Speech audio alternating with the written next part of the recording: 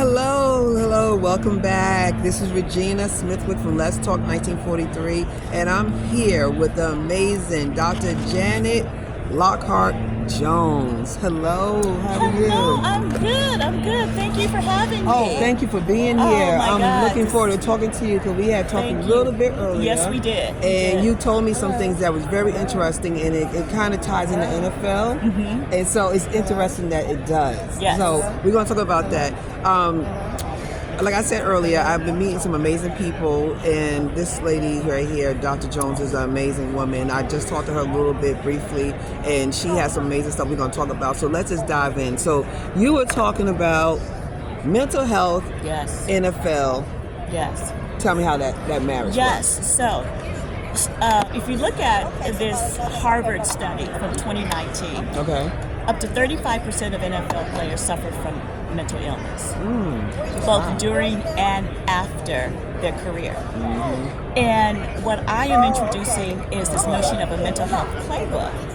Whereas instead of waiting to address mental health issues in athletes, specifically NFL, because we're here, that we would identify elite athletes at the high school and college level and start them on a journey of mental wellness. Okay. So by the time they get into the NFL, they have built resistance practices, ways they understand ways to manage stress. Okay. They're living their mindset is mentally strong and mentally well, because we got to remember these are babies joining the NFL. 19, A man's 20, place. Yes. Exactly, a man's place. Yeah. And a lot of these folks have had very traumatic childhood. A lot of these kids suffered abuse, grew up in poverty. And yes, their athleticism has brought them to the world stage, but that doesn't mean that they're mentally ready. That's true. You know what I'm saying? I agree. And so what happens then, if they are suffering from mental unwellness, it's not going to be addressed because there's such a stigma associated with mental health, especially in the Black community, that if I am being recruited for maybe a top 10 university or even the NFL, you think I'm going to say something about my mental unwellness? No, that money's not, you're not touching my money. Right, exactly. You're not touching my money. So they carry this all the way through their careers a lot of times. And what I'm finding that a lot of former players, NFL players, are now beginning to talk about the degree of mental illness that they suffered before they joined the league, during the league, and after the league. So we can't wait until these young 18, 19s, and 20s reach the epitome of the stress factors. And we need to get them early so they know what mindfulness is about. They know what emotional intelligence is about. That they know what breathing techniques that they can use to calm themselves down. So they know what to look for mentally, emotionally, and physiologically. Because mental illness does not just affect your mind, it affects you physiologically. A lot of people don't even realize I will say, yes, I have suffered from mental illness. I was down there. It was deep. Okay. And I had started to run back and forth to every type of doctor you can imagine. Cardiologist, gastroenterologist, ear, nose, and throat, because I just knew there was something physiologically wrong with me. But you know what? My gastroenterologist once said to me, after she'd done the endoscopy and the eating test and all of this stuff, she said, "Janet, this sounds like anxiety to me."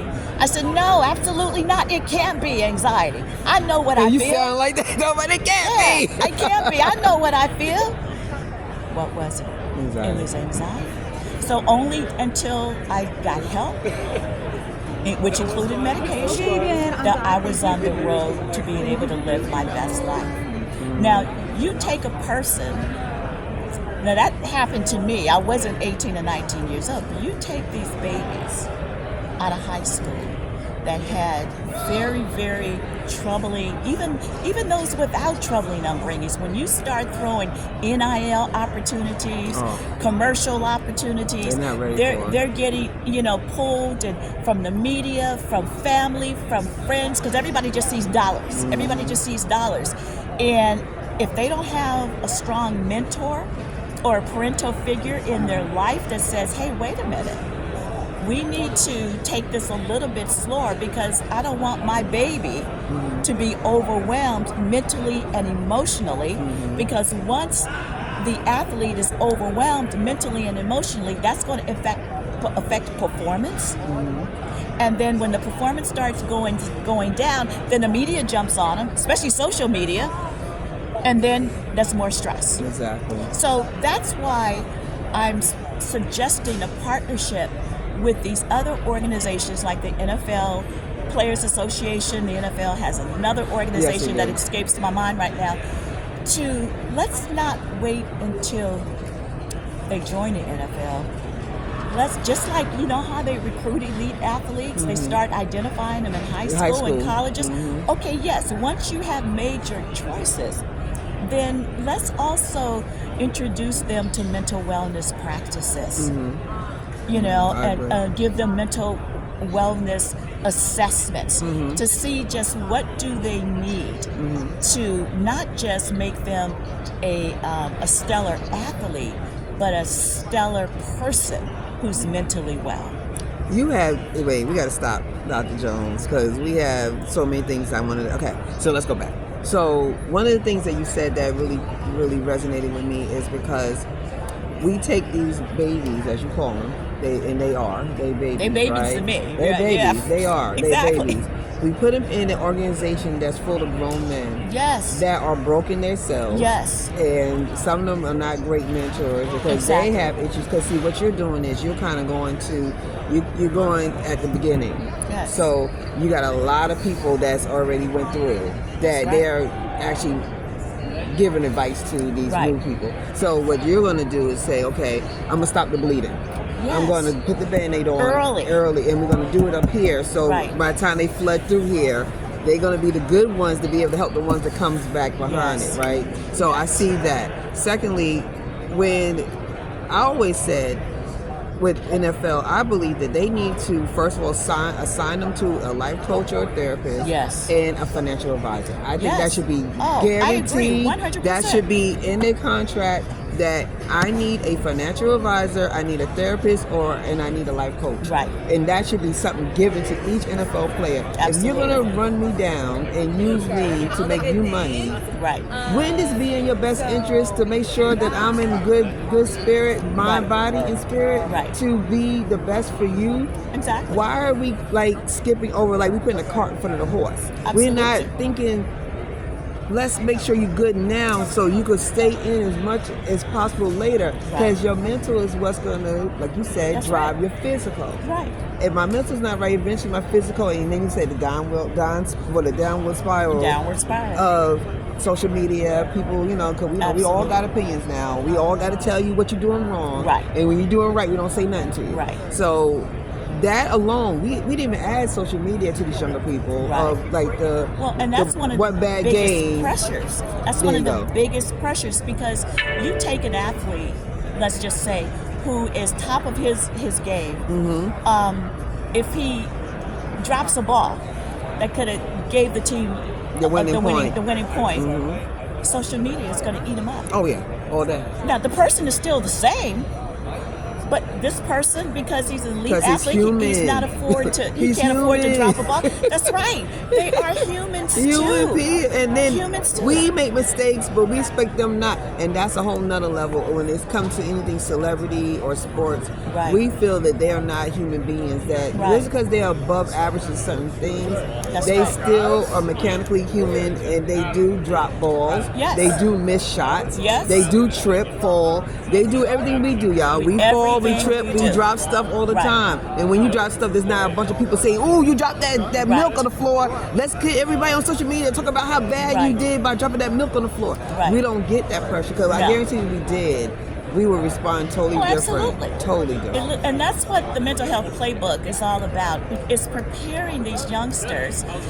Yeah, they're still kids in my Yes, book. they are. But They are. preparing these youngsters that when you reach the height of your profession, it's not about being perfect, because that's another type of toxicity that a lot of athletes try to trace. This notion of toxic perfectionism. Comparing themselves to other Comparing players. themselves to others, right? Yeah. No, you've made it, but don't think you're going to be perfect. And if you make a mistake, you drop a ball, or you miss the winning shot, and the same thing happens in basketball, right? Because I'm a huge sports fan, a huge basketball fan, in addition to football. But the playoffs are on the line. You got the ball. There's 2 seconds left, and it's in your hands, and you missed a shot. And you are an elite athlete making $30 million a year. But you're only 21 years old. You're still a baby. You missed a shot. Now, see, I don't want the mental breakdown to happen at that point. So, but if we can get them mentally strong to realize that they're human before, then okay, I missed a shot. I wish I didn't. But then their resilience practices that they've learned before they join the league can kick in. That's right. See, their mindfulness, the breathing exercises, and all the other things that I talk about in the tools that I offer on my website, right? So we got to get them when they are most open, because I tell you, this is what will happen if you got a player making $20-30 million a year, right? Even though they're only maybe 25 or 26 years old, and they're suffering from mental unwellness. I like to say mental unwellness because that sounds better than mental illness. Yeah. And mental illness just is a broad spectrum, yes. right? It doesn't always mean that you're suicidal. It doesn't always mean that you're bipolar. It doesn't mean that you have some type of psychotic disorder. I had a mental illness. It was called anxiety, right? And so, but if you get these players, and now they're making all this big money from the NFL and sponsorships, yet a psychologist or a psychiatrist shares with them, or they share with the psychiatrist, hey, I'm noticing this, or I've seen that, how receptive are going to be at that point when $30 million a year is on the line to getting help? How receptive are they going to be opening up to their teammates, their coach, about, yes, I'm performing brilliantly, but I'm not well. And see, that's the thing that people don't get. Right. People who suffer from mental illness can still perform brilliantly. Oh, yeah. Because they know how to block out certain things. Exactly. Yeah. They can still be... They on fumes. They running. Exactly. Yeah. But that doesn't mean that all is well inside. Because when I was really, really suffering, and I was standing up in corporate classrooms having full-blown panic attacks, and yet I'm still talking as if like everything's coming up peaches and cream. But inside my head, it was like needles sticking in. My heart was ba ba ba ba ba ba ba ba ba. I felt like I was gonna pass out sometimes, and nobody knew. Put it down. Excuse me. Nobody knew. So we need as a society. Excuse me, I'm taking go ahead. water. I know we talking a lot today, y'all. A lot of talking here on Media Row. I understand. Please take your. It's okay. See, society doesn't understand that just because you can't see something, that nothing's there. Right. Look at all the actors that's been at the top of their game. The Miss America a few years ago. Corporate CEOs, people who seem to have had it all. And they left this world. A lot of them. And left this world through suicide. And then what do people say? Oh my God, nobody knew. I've been knowing her for 20 years. I didn't know. No, you didn't know what to look for. You didn't know what to ask. Or you just took what you saw outwardly at face value, and you took her outwardly or his outwardly expressions as an example of what was going on inside. Right. That's not always the same. No, it's not. And no, you're fine. So we get ready to wrap up, but I just wanted to point out that Dr. Janet Jones has some amazing tools and resources on her website. Yes. And I will get you to say that in a second. Okay. And, yeah, we're talking about the NFL, but this could be used for anybody who feels that they are being overwhelmed with their emotions or their feelings or just don't know why they don't feel right or whatever you want to say. Go to her website. That'll be a good start. And she'll be able to help you with some tools and some information and resources that you could go from there. So if you don't mind, Dr. Jones, can you tell us the resource of the website? Sure. My website is www.Lockhart-Jones www.Lockhart-Jonesconsulting.com. And if you go to when you go to my website, I have a page called Toolkits. So I have different tools for self-care as well as mental wellness. Oh, good. I have a tool that helps you identify symptoms to look for mentally, emotionally, and physiologically. And if you're experiencing any of those symptoms, let's say more than 3 weeks or 3 to 6 weeks, it might suggest that you might want to seek help. I also have gratitude journals. I also have a tool that will help you put down every day that you're feeling mentally unwell. What is that feeling?